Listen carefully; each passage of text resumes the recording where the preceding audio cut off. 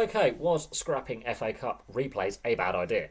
In my opinion, yes. It has been a bad idea. It has had a lot of negative consequences for fans, clubs, and revenue earning.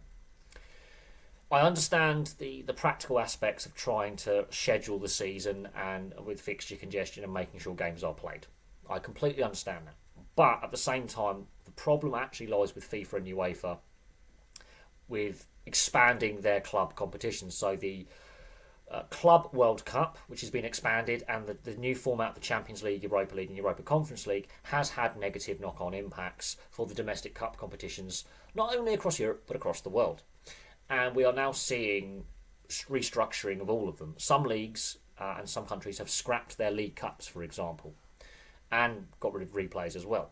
France being an example with their League Cup, which has hurt clubs' revenue, and I've discussed that before in a previous video in regards to the French financial crisis in football. In regards to the FA Cup here in England, scrapping replays has had a negative consequence for fans because of ticket prices having to go up to negate the lost revenue potentially could be earned from a replay. Tamworth versus Spurs, Tamworth doubled their ticket prices. Had Tamworth got to the 90 minutes with a draw, in years past, in the third round, they would have gone back to the Tottenham Hotspur Stadium and played out that replay. That would have earned them a lot of money. Some clubs, it's been calculated, have lost anywhere between, because they've drawn in 90 minutes, gone to extra time and penalties, years past would have gone to replay, have lost anywhere between £250,000 to £1 million in potential lost revenue because the game had to be finished that night, the tie had to be finished that night, shall I say, rather than going to a replay at the opposition's ground. So, as I say, Exeter-Nottingham Forest last night was a 2-2 draw in 90 minutes, went to extra time and penalties. Exeter have lost a lot of money there. A lot of potential revenue loss, which with a club like Exeter, who was fan-owned, with a very, I wouldn't say limited budget, but a lesser budget than their rivals in League One, that hurts financially. They obviously want to make further improvements to their infrastructure, their stadium. They want to make improvements to their playing squad. Maybe sign a player to a contract extension. Maybe raise a young player's wages to keep him at the club rather than lose him. We've seen Exeter sell a lot of players before because they just do not have the budget in order to stay as... They can't get to the Championship, basically. League One is their ceiling right now with the club's current finances. Now, it's admirable they are fan-owned and they are profitable as well. They're one of the best-run clubs in the country. They make a small profit. But because they make a very small profit, they have a very small budget in comparison to their league rivals. Had that game concluded after 90 minutes 2-2 and gone to a replay, that extra revenue could have set them up not only for the rest of this season, but next season and the season after, potentially, depending on A, if they won that replay, and B, get through to the 5th round. And this is where I think this has really hurt the lower levels of the game. And fans, as I say, ticket prices have gone up as a result. And at this current time, with the economy not doing great and inflation and cost of living being a massive concern, we've seen empty seats and lots of empty seats at games. And I've noticed this not just this season or last season, but for several seasons now, even before COVID, empty seats have become very visible at FA Cup games. Now, I could link that into the FA deciding to play like the 3rd and 4th rounds over 4 or 5 days, which most fans don't like. A lot of Monday night and Tuesday night games kicking off at 7:45 and 8 p.m. on a weekday. Friday night games kicking off with late kickoffs as well. The Leicester Man United game kicked off at 8 p.m. That's been noticeable, and fans are frustrated as a result. You've still got the 3 p.m. TV blackout for all domestic games, apparently to protect attendances.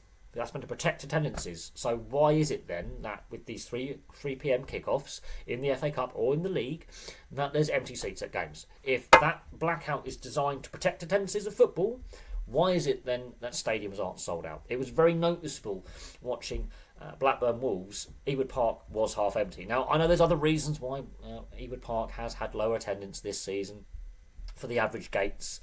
As a Blackburn fan, I know a lot of the reasons why. A lot of it's anger towards the owners and frustration with various things, but also the local economy. Blackburn is not the wealthiest area in the UK. Let's not kid ourselves. Average salaries aren't massive in the Blackburn and Darwin. But it was very noticeable. A lot of empty seats. They didn't sell out. That is, especially for a live televised game, that's not a good look. Stoke's game wasn't sold out. So it's noticeable that there are, not every club, but it has been noticeable over the years, not every FA Cup tie sells out. and it's been more noticeable since I'd say about 2017, 2018. I have picked up on this. I've watched a lot of FA Cup ties, and a lot of them haven't sold out. Solihull Moors earlier this season didn't sell out. When they played, I think it was Bromley, they didn't sell out. Didn't sell out their ground, which is not a massive ground. That is very noticeable. Especially that the season before, those two clubs were rivals in the same league. They did not sell out their stadium for an FA Cup tie. It's a one-off game. So ticket prices have gone up, and fans have less disposable income, and so are they really? It also takes away a little bit of the magic of the competition, because some of the best matches we have ever seen have actually been replays. The 1990 final, which occurred in my lifetime, but I was too young I was only 6 months old, so obviously I didn't watch it. But the 99 semi-final between Manchester United and Arsenal was possibly one of the most iconic matches in the FA Cup in living memory. Quite honestly, Ryan Giggs scoring that winning goal on his solo run, making Martin Keown look like an absolute pancake and nicking the ball off the air, is one of the most iconic moments in the sport's history and in the competition's history. Now, I remember watching that game live. I was allowed to stay up late to watch that game live because I was only yay high to a grasshopper. I was 99? I would have been 9 years old at the time that semi-final replay took place. I was allowed to stay up late to watch that game because it went into extra time. And that was a fantastic moment. I was a neutral. I'm a Blackburn fan. None of my family are Man United or Arsenal fans. That was an iconic match and an iconic moment. We don't get those iconic moments anymore. We will still get iconic moments in a normal FA Cup tie, but we've lost some of those iconic replays where some of the best goals and some of the best games have been played out. We've also lost some of the potential giant killings as well. And that is part of the magic of the competition. That's been lost. And yes, you have to point the finger at the FA and UEFA and FIFA for expanding their club competitions, like the Champions League being reformatted, which I don't like, by the way, and the Club World Cup by FIFA being massively expanded, which I don't like, by the way, and I don't think actually helps the sport. I think it actually hurts football. But when you're actually hindering the lower levels of the pyramid, that will ultimately impact the top level of the pyramid, because clubs are going to earn less money.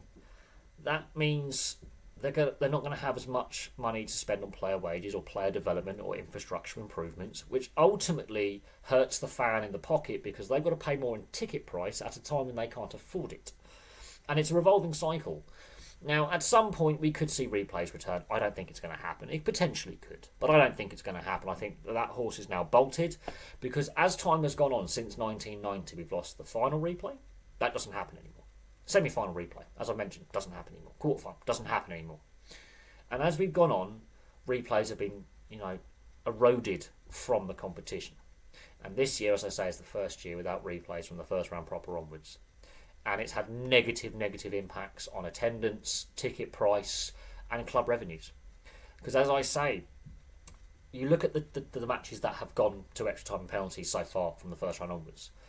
In years past, that's a replay. That's a massive money earner that could help a lower league or non-league club stay solvent. Go on a cup run. We've seen some teams take another team to a replay from the lower level, win the replay, go on a cup run, have a good revenue earner that can help the club 2, 3, 4 years down the line when suddenly they get promoted from the division they're in because they've earned this money, they've bought better players, they've improved their infrastructure, they've improved their training facilities. And suddenly, that's been taken away from them. And I do think it hurts the football pyramid. I do think it hurts the fabric of the game.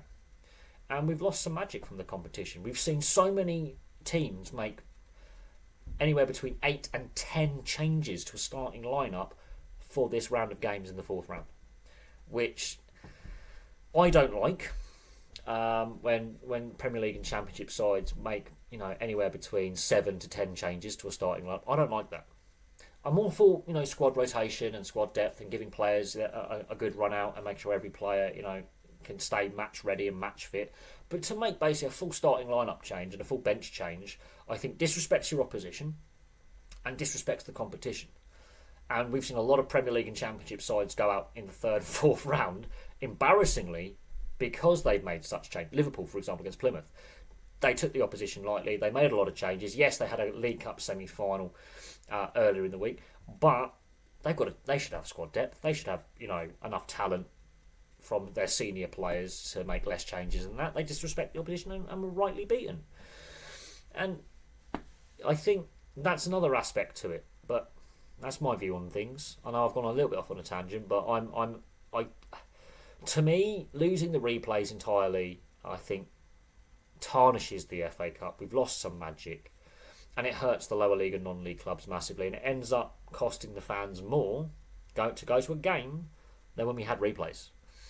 And when you've got empty seats in stadiums on live TV, that's a really bad advert for the health of the sport. It really is.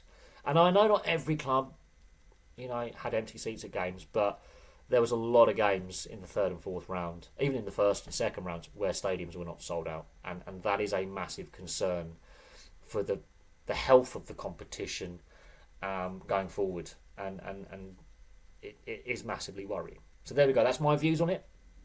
Thank you very much for watching. Place your thought on the FA Cup scrapping no replays in the FA Cup. Was it a good idea? Was it a bad idea? You may have a different point of view. You may think it's actually better for the game because of fixture congestion. But in my opinion, from what I've seen online, what I've seen on fan forums, many fans are not happy with no replays anymore. They feel it's damaged the image of the FA Cup. But there we go. Thank you very much for watching. Place your thoughts in the comments section below. I'll have some more content for you all very, very soon.